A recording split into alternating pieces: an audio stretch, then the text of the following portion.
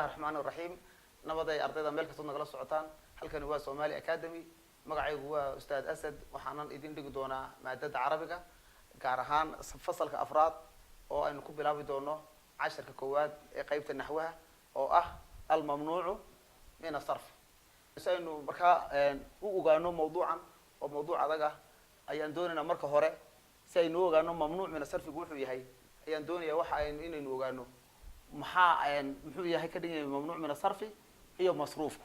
سأنو قانو مركا وحي نهرتك على براننا وحي ممنوع من الصرف هي وحي مصروفة وحي نهلكن كقولنا المصروف هي الممنوع من الصرف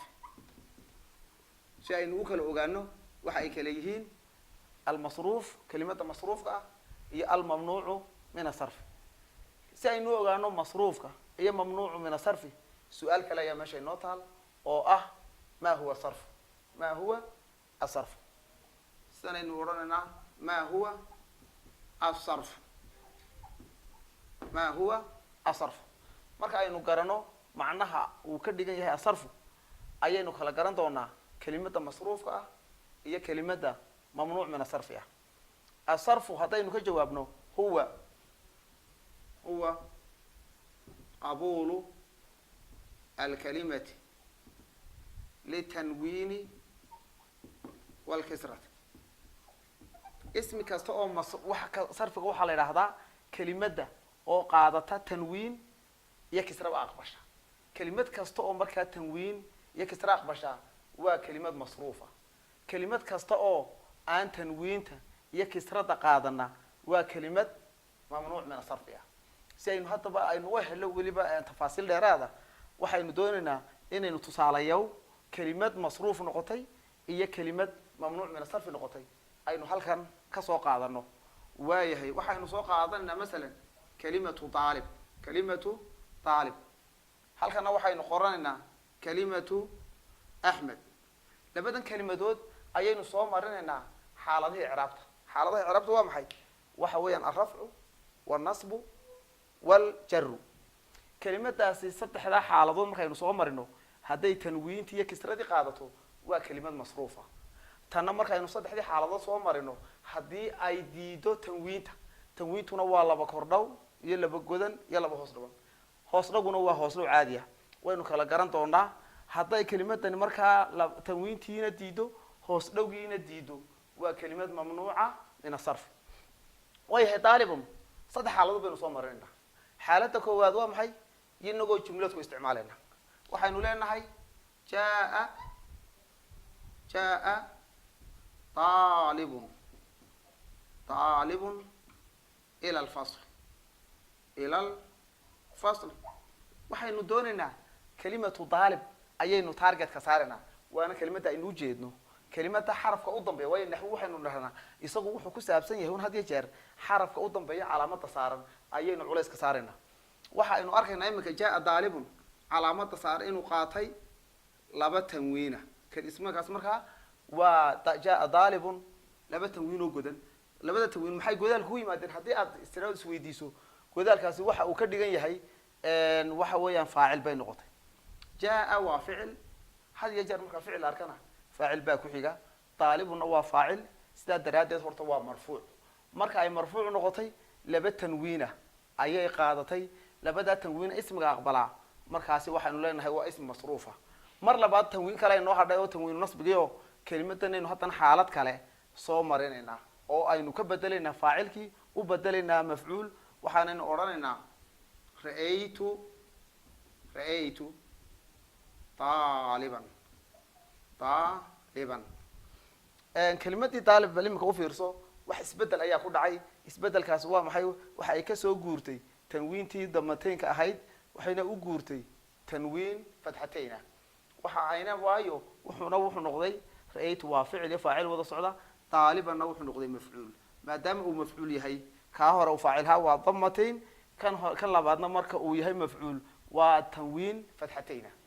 wali hada waxaan ku dhex jiraa daalibe xaaladii koowaad baynu ka soo guuray oo damatayna xaaladii labaad baynu u guuray oo fatxatayna waxaynu u guurayna hadana xaaladda saddexaad oo ah tii kisrada lagu arkayay waxaanaynu leenahay sallamtu calaa daalibin daalibin kelimadii daalib saddex xaaladood baynu soo marinay saddexdaa xaaladood waxay ka dhigan yihiin kelimadaasi waxay qaadatay tanwiintii iyo kisradii oo way koobsatay oo tanwiintu waa labalabada damatayn fatxatayn kisratayn halkan waxay iskugu jiraan hoos dhow iyo tanwiin markaa way wada socdaan waa isku miduun daalibun markaynu haddaba eegno waxaynu odhanaynaa kelimada daalib ee qaadatay isbedbedelka tanwiintaana qaadatay hoos dhowna aqbashay waa kelimad masruufa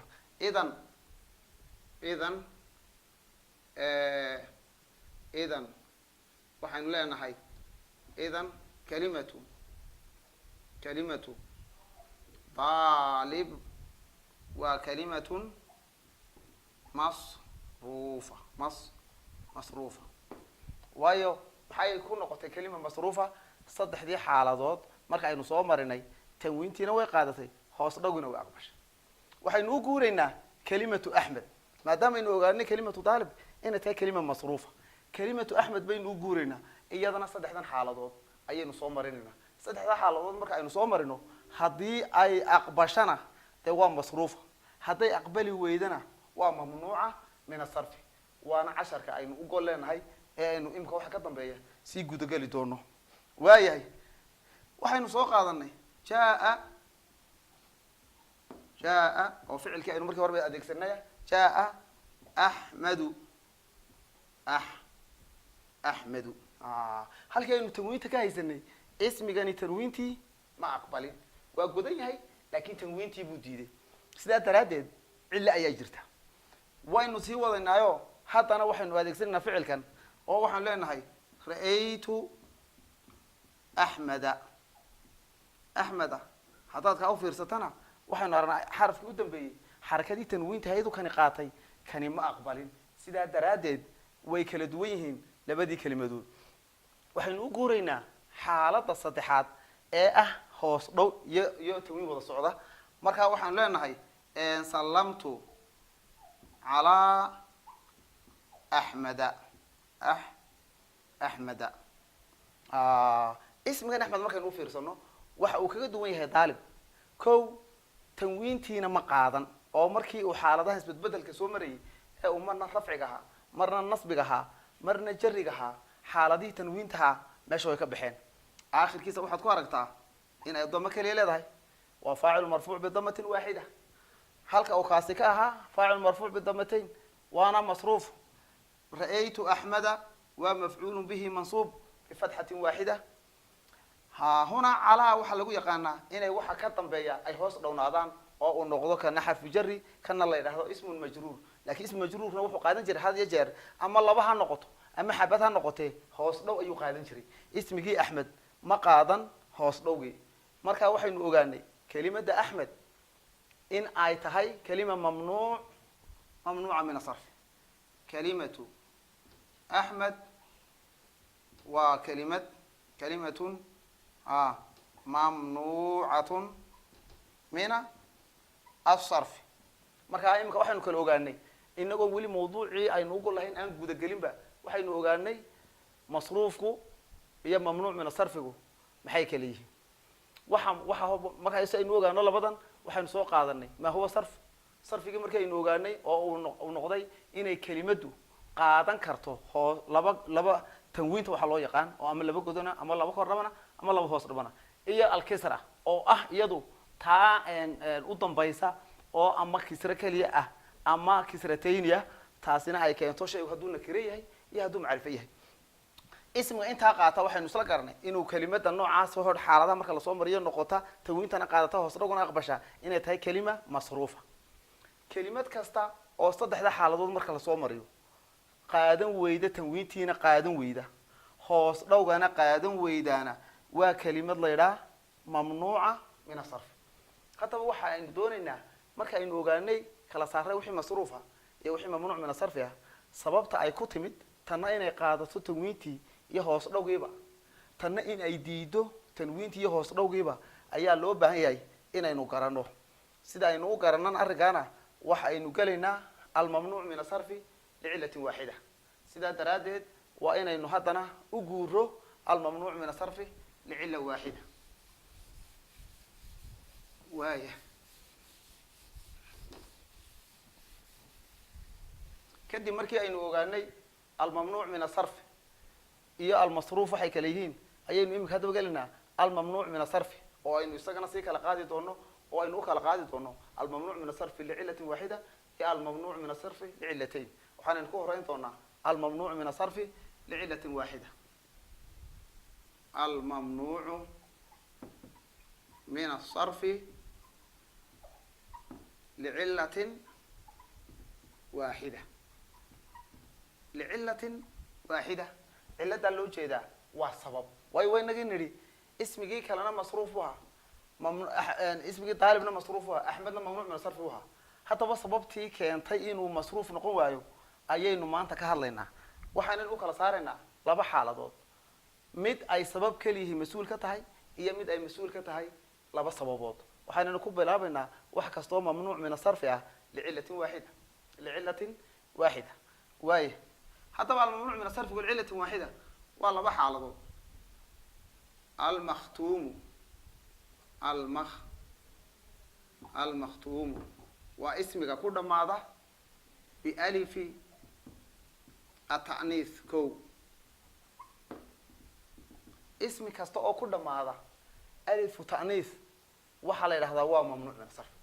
واي ألف تأنيث أيها هذا يسوق أوصيك لبحية الله بوصيك لبحية كو ألف تأنيث ألف التأنيث المقصورة إيوه ألف تأنيث ألف التأنيث الممدودة واي ألف كاسو الله وضعك القيب سمي أيها وحا أينو إيغينا إنو مثاله سكيننا ألف كاستو ألف تأنيث مقصورة الله يدعى واسم كاستو أخذ ما هذا ألف كان الله يدعى هذا ألف كان ألف تأنيث مقصورة حلو جدا ألف ك شيء إن تصي إنه بدقيه مركا ألف تأنيث وحوي ألف إن تصي كلمة دونية كلمة بدقتها لكن وحوسي كالبحان ألف تأنيث المقصورة هي الممدودة المقصورة وألف على صورة الياء مثل بشرى كلمة بشرى وحيكون ما ألف كاسو على صورة الياء وهي سلمى وهي حبلى كلمة اسم كاستو كل ما هذا كلمة ده النوع عاسة ألف كا وحلا أورنا يا هرتا اسم نروح كل ما هذا ألف وتأنيث ألف وتأنيث النوع عيسى دي الويديو وألف وتأنيث المقصورة وكل ما تا ألف على صورة الياء سدانا اسكدوا لي الله اسم قاسي هذا بقى سببت وممنوع من الصرف ونقضي وحا عضليتها وحو كل ماضي ألف وتأنيث المقصورة سببتها كل شيء إنه ممنوع من الصرف وياي وحا عضليتها وممنوع من الصرف لعلة واحدة إلا تاسينا ما محي وحا كل ماضي اسم قاسي وحا كل ماضي ألف وتأنيث المقصورة حتى إنه مثلا استعماله وإنه تصالي استعماله جاءت وحين تاضى وقدرها وحين تصل فالك عدة سمين سأينا مؤنستها جاءت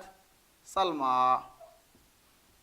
هلها waxay ahayd inay horta xaraga ka daahirto xarafka u dambeeya way xarakada naxwu hadii jeer waxay ka daahirtaa oo kaliya xarafka u dambeeya laakiin kama daahirin alifka loo yaqaano alif ta'nith al-maqsura alifkaasi xaraka kama daahirto laakiin haday daahiri lahayd waa mamnuuca min as-sarf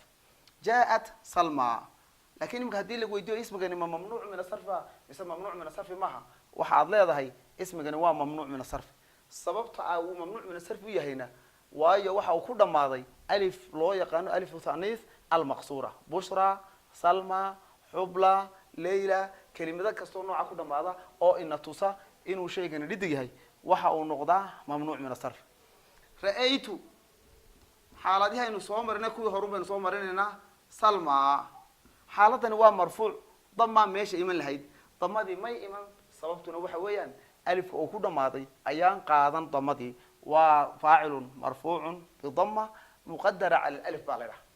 كان كلام مركا إنه صوم مرة رأيت وفعل يفاعل سلمان ومفعول به منصوب وحنا وحا إنه قاته fatxa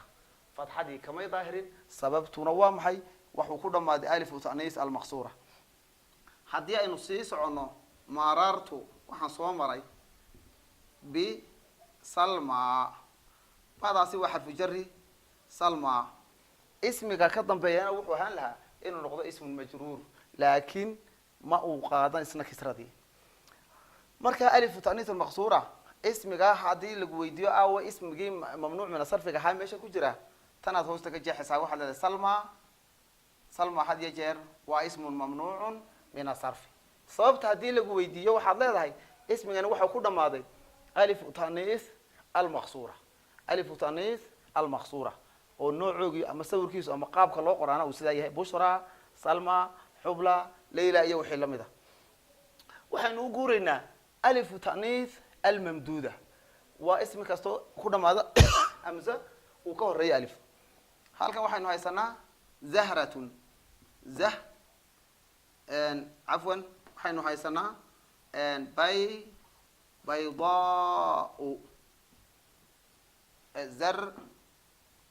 zarqaau kelimadahan waxaynu haysanaa inay ku dhamaadeen hamse uu ka horeeyo alif zarqaau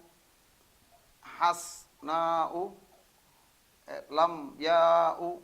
kelimadaha maxaa aada arkaysaa in ay ku dhamaadeen hamse uu ka horeeyo alif hamsaha ay ku dhamaadeen ee alifka ka horeeya waxaa loo yaqaanaa alifu ta'niis almamduuda alifu ta'niis almamduuda haddii aynu doonno markaa inaynu isticmaalno inaynu ogaano inay masruufta inay mamnuuc min sarfi tahay waxaynu soo marinayna had iyo jeer saddexdan xaaladood tan hore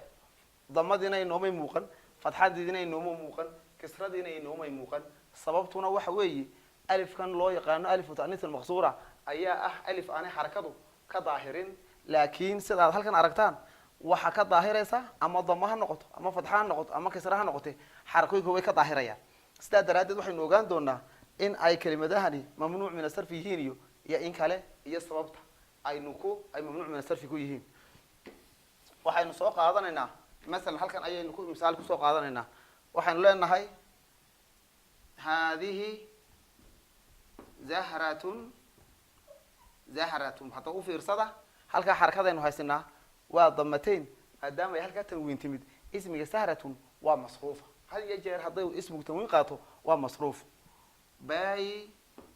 baydaau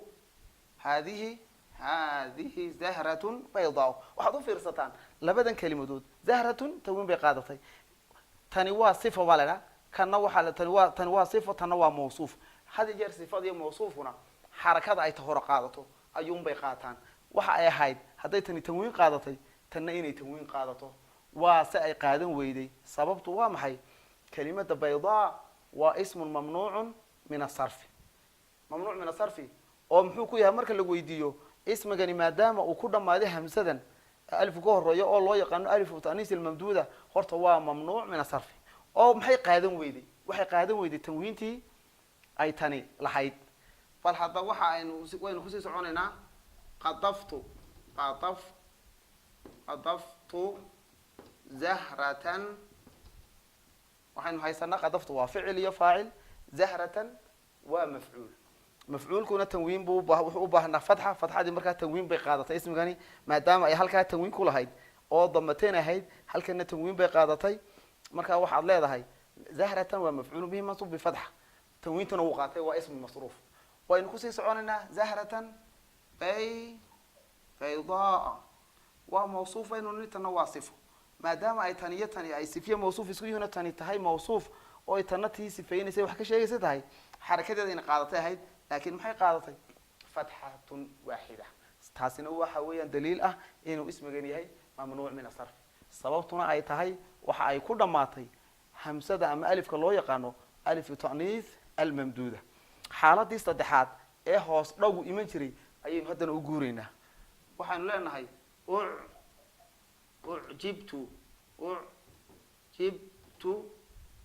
ucjibtu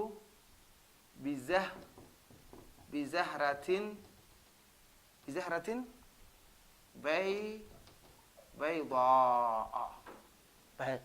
baydaa cafwan waxaad aragtaa in ay tani imika halkii ay tan kisrateenka ka qaadatay ay tan kisradiiba diiday ismigana waa maxay waa ismun mamnuucun min asarfi waayo waxa uu ku dhamaaday hamsada loo yaqaano ama alifka loo yaqaano alifu ta'niis almamduuda marka maxaynu haysanaa maanta almamnuuc min asarfi bilcilla waaxida xaaladii koowaad oo ahayd almakhtuumu bialifu ta'niis ayaynu halkaa ku dhamaystiray oo u kala baxayay alifu ta'niis almaqsuura iyo alifu ta'niis almamduuda alifu ta'niis almaqsuura waa ismi kasta oo ku dhamaada hamsa ay suuradeeduna calaa suurati lya iyaa ku dul qoran tahay misla bushra iyo salma iyo xubla waxaynu nidhi ismi kasta oo ku dhamaada alifka noocaasa waxaa la leeyahay waa mamnuuc min asarf jaaءat salma ra'aytu salma marartu bisalma xarakooyin laakiin ismigani ma qaato sababta oo ah waa ismi laydhaa